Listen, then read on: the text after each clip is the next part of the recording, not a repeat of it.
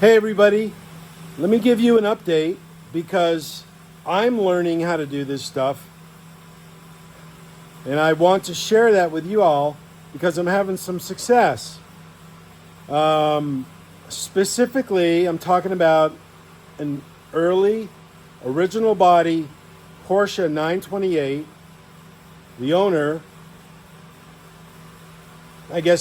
two owners ago, he gave it to his daughter. Her boyfriend now is covering the costs, so it's really his car, but her dad owned this car. Did a lot of good work to the car to make it a, quote, track car, but my missive is not to do that, to make it a road-going car, utilizing the upgrades that he did do, but carrying through those upgrades that he stopped because he couldn't do. Let me show you. I talked about this previously in a video talking about the brakes, upgraded brakes on this 928. So let me show you right now. These are, let me put a light on this, see if that does do something. Sorry for the flicker. These are S4 brakes on the 79 model Porsche 928. The calipers are much bigger. He sorted out all the issues of spacing, wheels, etc. He solved that issue, but he didn't have any splash / brake shields on it. Now, I'm not going to put this car together without brake shields. So I got him another set. There was none in the vehicle. None were included. He might have tossed them, I don't know. So I got these, reconditioned them.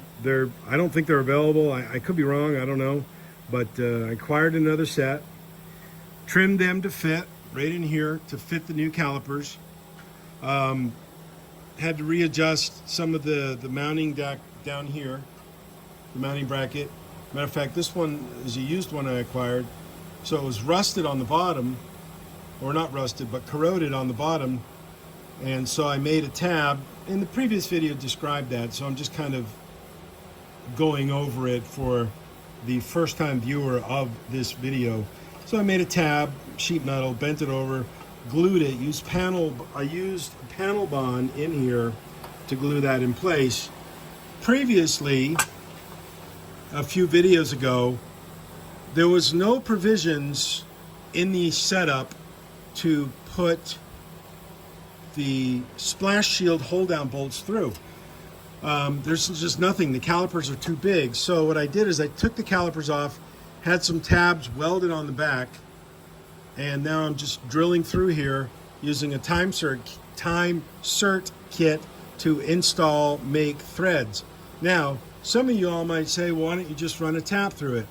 Yeah, easy said and done. It can work, but you know, you want to have steel threads on steel bolts. You don't want to have steel threads on aluminum. This is very soft aluminum. So I'm not going to do that. I'm going to do it the right way, the correct way, the way that industry would do it, the way that you know, people that build rockets would do it. You know, they would never do it just tapping into the aluminum. So let me show you what it looked like on the other side. Caliper's gone. It's off. This is what the holes look like right here for the splash shields or brake shields to mount to. So this project just got really bigger and a little bit more involved. I did not think I would have to split the calipers open. Turn the light off. I had no idea that I would have to do this. But right here, this part of the outer caliper would intrude with the drills and the taps in the time Sert kit. So I split it apart. I've done it before on my 993 brakes that are on the S3, or excuse me, that are on the S4. 993 big reds on the S4, that's correct. So those are a little bit different, a little bit bigger than these S4 brakes, but the same principle applies, basically the same. They're made by the same manufacturer, Brembo. So we come over here to the other half. These are the tabs that I welded on, right here, these aluminum tabs. And the irony is that I used original body 928 ball joints that were made out of aluminum that were recalled. Not supposed to use those anymore, but they were the right thickness and they're high quality aluminum.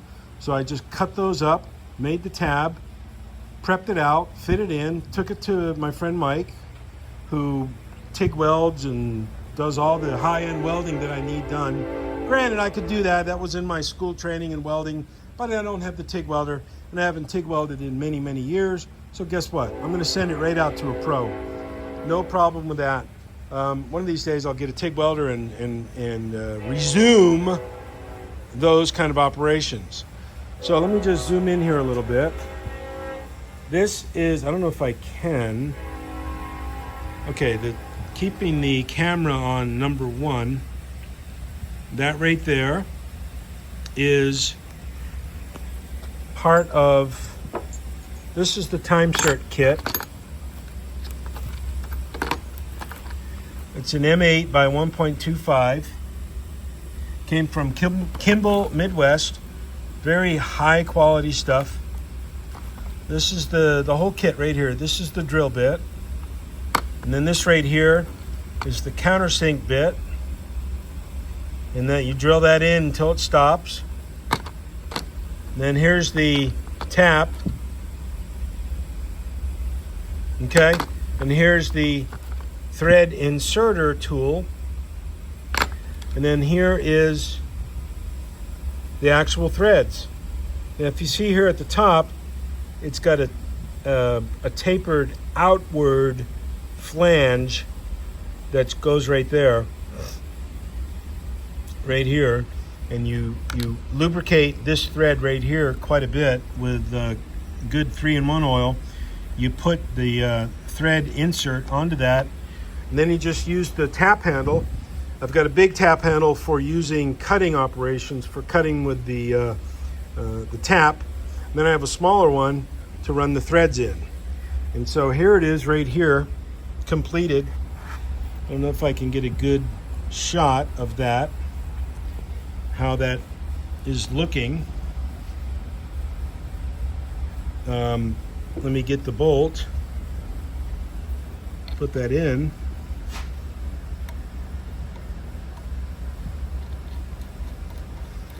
Now here we have metal bolt on metal threads holding on the splash shield.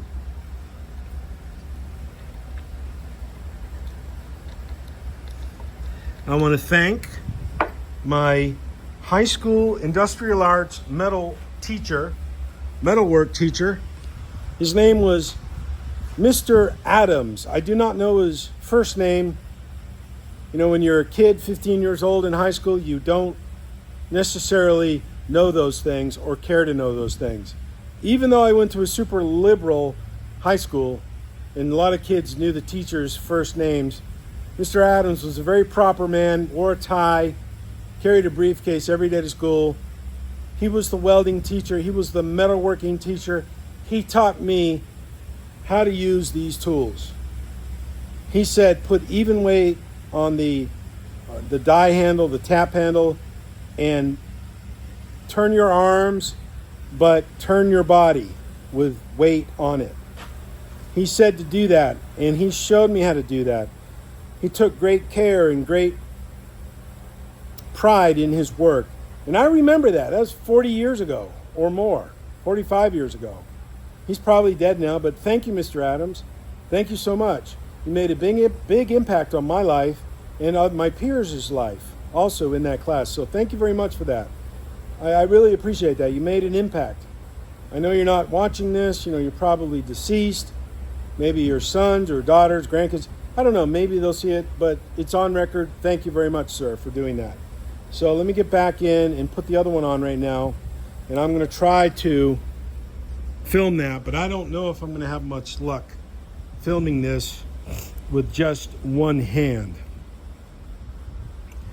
So I'll come back in just a moment.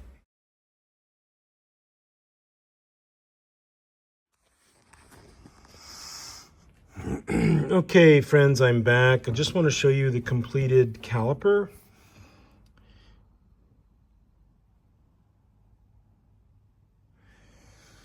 I don't know if that's really a good view. Let's try to zoom in here.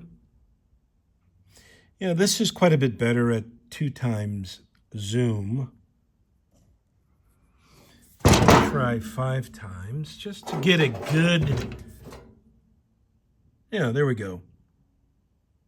That's pretty good. I don't know if I can, let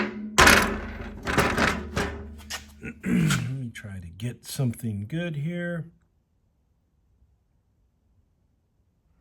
Man, it's really shaky. Ooh, sorry about that.